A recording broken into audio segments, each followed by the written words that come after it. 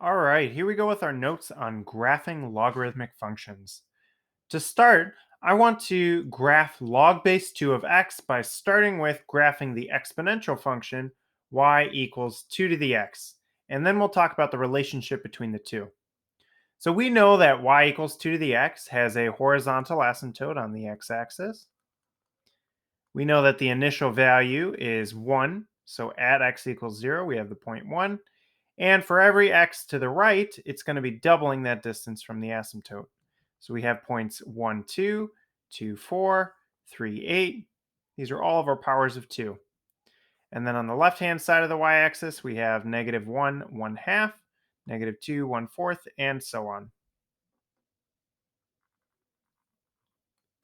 So go ahead and sketch in the curve, get real close to the asymptote without crossing. Okay. Now, we know that the log is the inverse of an exponential. So then log base 2 of x is going to be the inverse of 2 to the x. So if we're constructing a table of values, x, y, for the log, all of our outputs of our exponential will now be the inputs of our log, and all of the inputs to our exponential will be the outputs to our log. So some of the outputs of our exponential, well, we have 1, we have 2, 4, 8, and so on.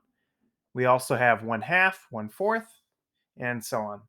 So our inputs for the log, we have 1 fourth, 1 half, we have 1, 2, 4, and 8.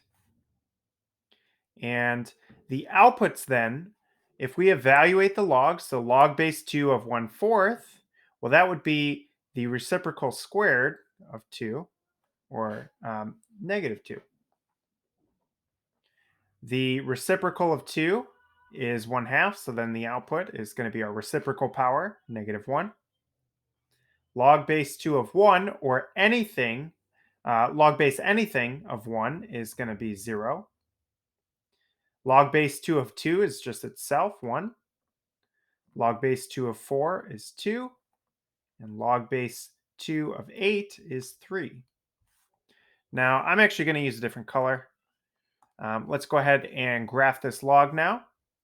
So we have 1 fourth negative 2. That's about right here. We have 1 half negative 1. We have the x-intercept 1, 0. The point 2, 1. 4, 2. And 8, 3. So sketching in this graph, we have a vertical asymptote on the y-axis, where x equals 0.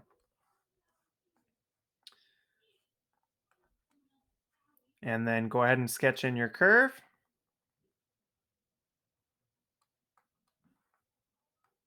And we have this graph here. Okay. Now I want to talk about some of the characteristics of the logarithmic function. So take a look at our red graph here, the domain of the logarithmic function, or what are the x values that we can plug in. If you take a look at the graph here, all of the x values that we can plug in are all the x values greater than 0. So then using interval notation, the domain is going to be from 0 to infinity, but not including 0. Our function gets really close to 0, but does not cross. We can't plug in 0. So 2, we can't raise 2 to any power and get 0. The asymptote we already talked about is the y-axis, x equals 0. The range, so take a look at the y values that are hit by the logarithmic function. It goes all the way down to negative infinity, and we can see that this also continues to go upward. So we hit y values at 1, 2, 3, and we would continue. And while the x values would get very, very big, the y values, it would still hit all y values. So the range for a logarithmic function, and this is true for all logs, is all real numbers, or negative infinity to infinity. End behavior, I want to see what's going on at the ends of the graph. So if we take a look as x approaches infinity, or as x gets really big, what happens to y? Well, it's going to continue to increase. And there's no upper bound, so this continues to increase. Y approaches infinity. However, as x decreases, we see that it approaches a particular x value, but it doesn't ever reach that x value. So we can say as x approaches 0, what happens to our function? Our function just keeps going downward. We approach negative infinity. Okay. Let's go ahead and graph some transformations now. We're going to use the parent function log base 2 of x to graph the function y equals negative log base 2 of x minus 2. So you might notice the transformations. We have a horizontal shift, right 2 units.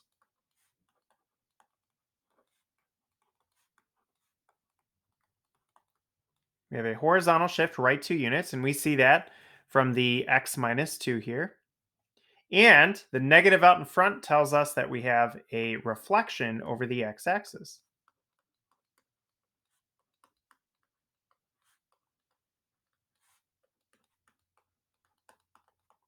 So we should expect to see those two transformations. So already you can kind of visualize this red graph now is going to be shifted entirely to the right 2 units, and it's going to be flipped over the x-axis. So instead of going upward, it's going to be going downward as x increases.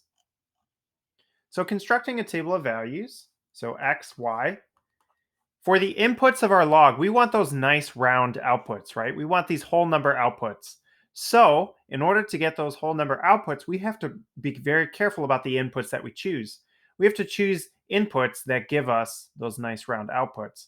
Or in other words, if we are asking 2 to what power gives us x minus 2, we're going to choose x values that give us whole power numbers.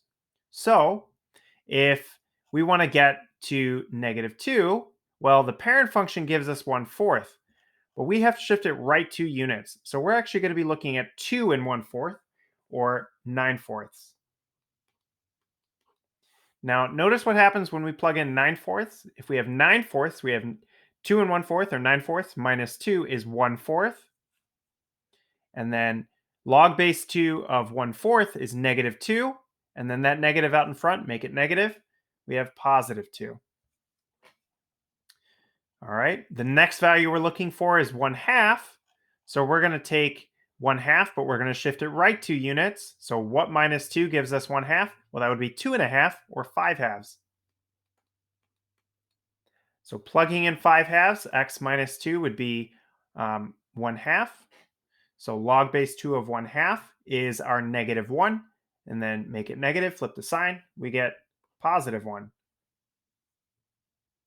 Next up, we want to get 1 on the inside, so that's our next x value. So what minus 2 gives us 1? The answer is 3, so our input's going to be 3.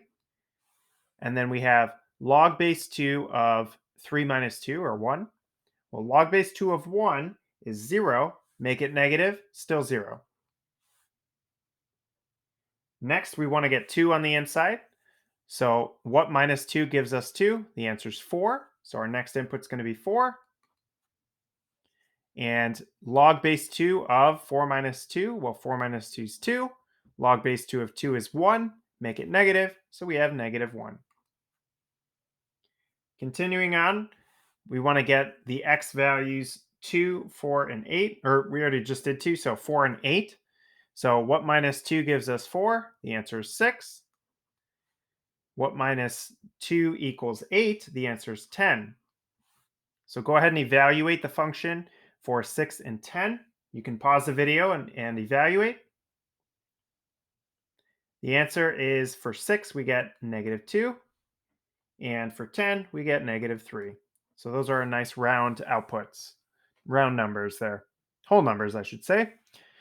So then go ahead and graph this. 9/4, or 2 and 1/4, and then 2. That's going to be just after x equals 2.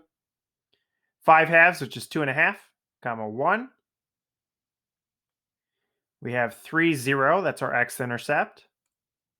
4, negative 1. 6, negative 2.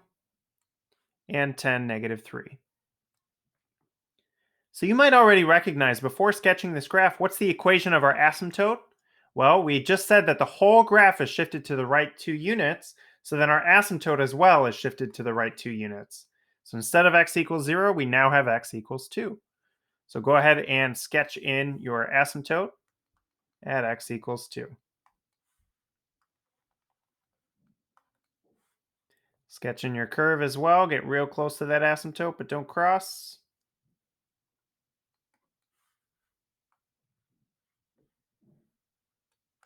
There we go.